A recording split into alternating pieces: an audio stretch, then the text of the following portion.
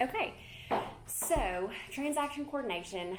Basically, whenever a contract is signed by both parties, the transaction process starts. So if you make an offer, and I know Mackenzie, you know this, and Donovan, I'm sure that you kind of get the idea, but like when you make an offer, your client signs it, and then the cooperating party's client signs it as well. Then the timeline begins, and there's a series of deadlines and obligations that need to be done by both parties to make it to closing and to make the process as smooth as possible. And so each contract is different with new dates and contingencies, and Joey will be touching on a contracts class later, not today. I'm not going to throw this on you today. But each contract is different, and it's got different dates and obligations and contingencies. So it's important to understand what each contract says before making note of the various deadlines and obligations. These could differ, and they include like when the earnest money could be turned in. It's typical on a contract that a buyer would turn in earnest money, which is like a good faith payment on the property within 3 to 5 days. That's calendar days? Yes, it is. It is calendar days. If you're ever confused on a definition, there is a definition portion in the contracts too. Okay. That says like, I think it says, doesn't it define business hours or business days and things like, or calendar days or whatever it says. Okay. It says like normal, like when it comes to business hours, it says normal business hours. It doesn't state a specific time. Okay. Because we had the issue once before and I was reading it and I said normal business hours, but everybody considers 8 to 5. Right. It's normal business hours. Yeah, so but there is a definition section there that can help kind of clarify deadlines if there's ever a question. There might be difference in the deadline for the client to obtain financing or get their inspections done, get a survey, obtain permits, sell their home, get a home warranty ordered, get an appraisal ordered, or whatever the case may be. So after you have that bidded contract, it's good to just make a quick list of what needs to be done by when. And there's several different ways to do this, however works best for you. Some people make like Google Calendar reminders of deadlines, or they write it physically in the calendar of upcoming tasks and deadlines. You can also do this in Dot Loop. So you can add tasks in Dot Loop, and this is actually what I wanted to show you in the packet that I gave you. If you go into Dot Loop and you create a transaction loop, for like if you have a client that wants to buy property, then you would create the template in Dot Loop for the buying loop. And if you have a client that wants to sell, then you would do the selling or the listing loop, or however we have it defined in there. But there's automatically a list of tasks that auto-populates. If you scroll down in that loop that you've created, there's task lists that you can actually assign to yourself and create due dates for. So on this, let's say that you have a seller and you put this listing in Dot Loop. This packet of tasks that has the zip code 37683, this has a checklist for you that basically walks you through exactly what to do in the timeline of getting your listing up on the market. And then once you get that offer in on your property and you have negotiated out this contract with another party, it also explains what you have to do next throughout the transaction. So this includes, let's see, so you've got the listing checklist there. Takes you step by step in what you can do to get it on the market, but the closing checklist down at the bottom tells you exactly what to do and when for coordinating the seller side of a transaction. And if you look to the right hand side, you'll see where it says unassigned, no due date. You can assign that to yourself, you can assign it to your client, you can assign it to a cooperating agent, and then you can put a due date there. Hi, Melinda. Ariel, how does it remind you? It will send a notification or an email. Yep. Okay. And so, like, it'll tell you, it sometimes even summarizes like a daily list. Like, today you have, and it'll just tell you the tasks and the properties and transactions that you have. So some people use that and it works really well if that's kind of how you want to roll.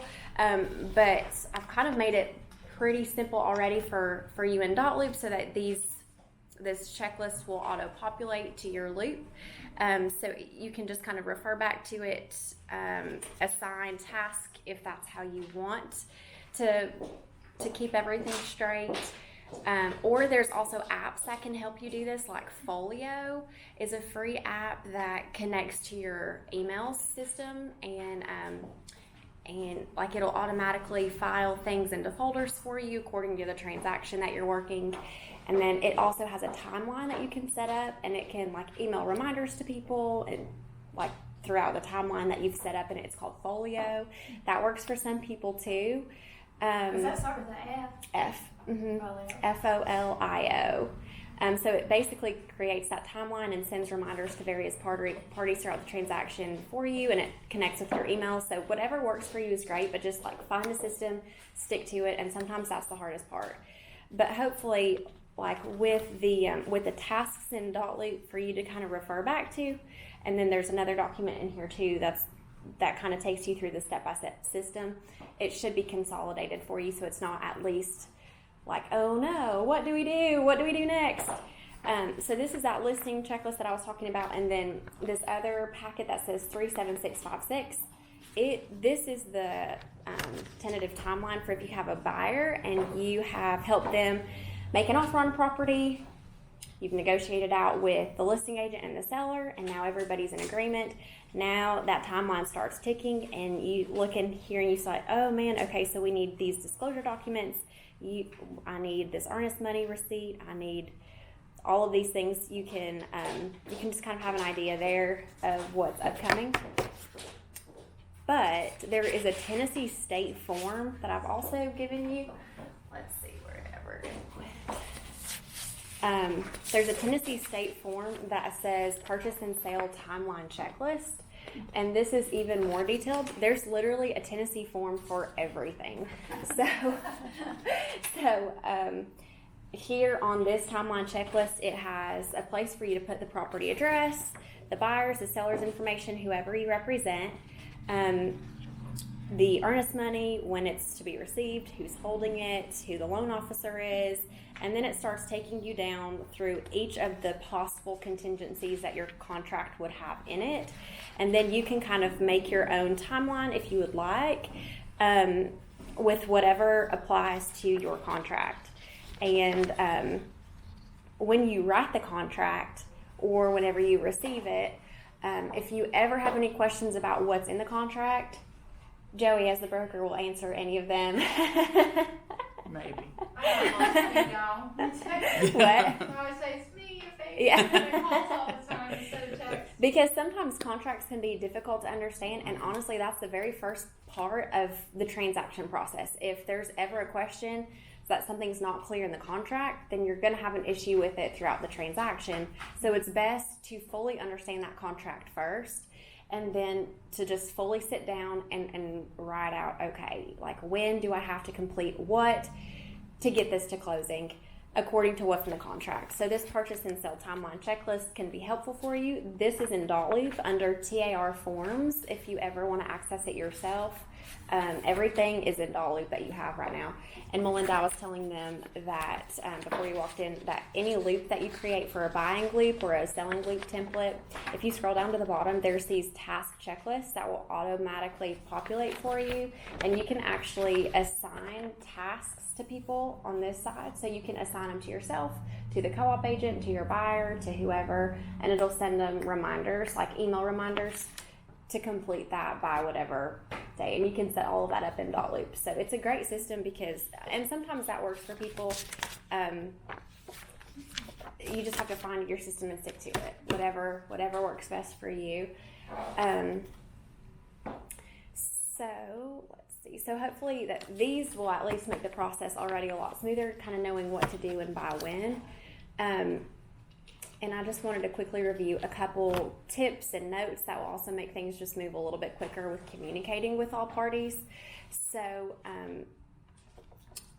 in the contract, like when you read through the contract, you'll see that the very first thing where it talks about the buyer's obligations, if the buyer is proceeding with a cash transaction, They have 3 days to get their letter of sufficient funds, basically proving to the sellers that they can purchase the property with the cash on hand that they have. So they have 3 days to provide that letter of sufficient funds for a cash deal, or if they are proceeding with financing, they've got 3 days to get their pre-approval in from the lender.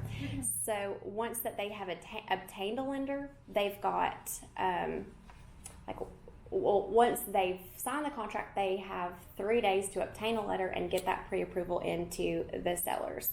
And if you're ever confused about, like if you ever forget those dates, it's all in the contract, and then it's also on this purchase and sale timeline checklist, because this pulls directly from what's in the contract. It kind of puts it in order with however many days you've got. And when it says days, it means calendar days, not business days, and it starts the day that you have a binding contract, not the day after. So like if Joey and I were on a contract, I was working the seller side, he was working the buyer side, and he gets everybody's signatures on like 8 o'clock on the 28th. It starts the 28th. It doesn't start the 29th. So you just add 3 days to the 28th, and it will be like the 31st or whatever it is. It won't start the day after that. Some people are a little bit confused about when it actually starts. So just know it starts the day that everybody signs everything. And then I always want to check with, if they do have a lender, you always want to make note of that lender's contact information so that you can touch base with them to get them a copy of the contract, because the buyer may not have sent their lender a copy of the contract. So you may be proceeding a week or two before realizing, oh man, this lender that the buyer has doesn't have any information on the property that we're trying to close on. So you want to get that contract into the lender as soon as possible, regardless of whether or not the buyer has said that they have. You never know for sure if something's good. No, never. Never told him. He didn't send this to you. I wouldn't think I would either. Yeah, just take it upon yourself to do that as soon as possible. Then that way they can make sure that the loan process is going well on their end. And then always check to see if they'll need any additional documents signed or any additional inspections ordered. Some require a well water test, a termite test, or a structural inspection. And so making sure that you've touched base with the lender up front to see what kind of things might be required on a loan before getting 3, 4, 5 weeks into it and then being surprised with something. This has happened before with us with all 3 of those: well, water, termite, and foundation. Yeah, So that it's, happened with me. oh yeah, with the foundation one. The foundation. Yeah, there you one, go. We had no clue about that, did we? No, so it's always good just And to of course the bank did not let us know. You know. right. They needed it. Yep, they did not let us I know. had one where they needed a septic inspection. The bank required it, and it was, luckily it was with a reasonable agent. It was like a Milligan home, so they were all like, yeah, fine. But because it was after the inspection period. Interesting. And I've not really heard of them requiring a septic inspection before, so Because interesting. it was, the house was, clip house, and it was vacant for so long. Huh. Interesting. So you always do just want to check with them to see if they would require any other documents or inspections. If it is a cash deal, you can typically close within 10 to 14 days without a lender involved. That gives the title company enough time to get the title work done. Typical title companies will have the title work done within about 10 days. However, if you work with a preferred title company of yours and they pull things through for you, you can say, how quickly can you close this? Sometimes it's 2 to 3 days. So don't bank on that, but Sometimes, except for Sometimes. What did Corey say was behind 3 weeks, I think. abstract? Abstractors. yeah. Abstractors. It depends on who you ask and how quickly they can get it done. Sometimes you can get it done quicker. Typical is 10 to 14 days. However, it could vary between company to company. Then you'll also want to submit the contract to the title company, and you'll have their name and their information from the contract. You want to do that as soon as possible as well, so that they can start the title work, and you'll want to keep their contact information handy to check in closer to closing to make sure everything is all set. You'll want to review, they'll kind of balance the closing documents with the lender, And once that's done, they'll have like a closing disclosure. You'll want to review that a day or two before closing just to make sure that they've got all the numbers correct, the earnest money amount correct, the home warranty amount correct, the purchase price correct, any inspections that will be paid for at closing, any closing costs by the seller, basically anything that you have in that contract or any amendments or anything that anybody has signed, you want to make sure shows up on the closing documents if it's been agreed upon that it will. As far as like earnest money and inspection deadlines, I've also given you a vendor list document. This is a Tennessee real estate form as well. It's in Loop. So if throughout the transaction your client says, hey, do you recommend anybody for a home inspection or a termite inspection, you'll have some people that you might have worked with before or the brokerage has worked with before that we can recommend. But the thing is, we don't want to flat out say, hey, use this person, or we could get in trouble for doing that. So we want to give them a couple different options, or we want to have something in writing that has a disclosure on it saying that you're not going to hold me liable if something happens and this inspector gives you a report that you didn't want and now you're upset, you want to sue somebody, you're not going to come after me. Right. So you can, on this vendor list, you can give a couple names. I would recommend, and so would Joey, about 3 names. Yeah. I think legally you have to provide at least 3, and you can't say, if you use him, he'll give you a discount because of me or whatever it is. Yeah. You can't use You can't use that referral lingo, or if it might seem that you would be compensated in any way for giving a vendor business, if the vendor has. I think there is like a referral service agreement or something where if there is any sort of, is that right? I have to look in the documents again. There might be, I think there is a TAR form actually that says, if you have a relationship with the home inspector or somebody and you give him a lot of business, you can disclose that to both parties. Is that Crystal? No, that's what I thought it was. That's why I turned my head. No. They're pulling next to me. I thought I parked really terrible. I know. But this vendor list is really good to use if you want to help your clients with inspectors and inspections. Then that's really good, and you'll want to make sure that your client turns in earnest money as soon as possible within that time frame, whatever's decided on in the contract. And as soon as you obtain it from your client, you need to turn it in to True North within 24 hours, I think. When Joey was at Highlands, there was an agent there who had it in her car for... It was like 2 days, 2 or 3 days. Her mom was sick, really sick. And I think she was up at VA Wise, and the broker turned her into the state for that. For holding earnest money too long. That's much right there. Yeah. So the idea is... She did, yeah. She did. The idea is, now here, obviously, we want to be rule followers, but we're not going to be... Yep, you're all turned in. But we definitely want to make sure we get it in as soon as possible. Yeah. But you do have 24 hours to turn it into True North. And if True North is holding the earnest money. If True North is not holding the earnest money, then you have 24 hours to get it into the title company or to whoever is the closing agent on the transaction that's holding the earnest money. And then you'll want to, if True North is the one that is holding that earnest money, you'll want to make sure 3 to 5 days at least before closing that you fill out the earnest money disbursement form and get that earnest money back in your hands to take to the closing table. So basically, throughout the contract, it describes that you can bring the earnest money to closing, or you can have it reduced from your commission amount, and then you don't have to worry about bringing it to closing if it's reduced by the commission amount, and then True North will add it back in, if that makes sense.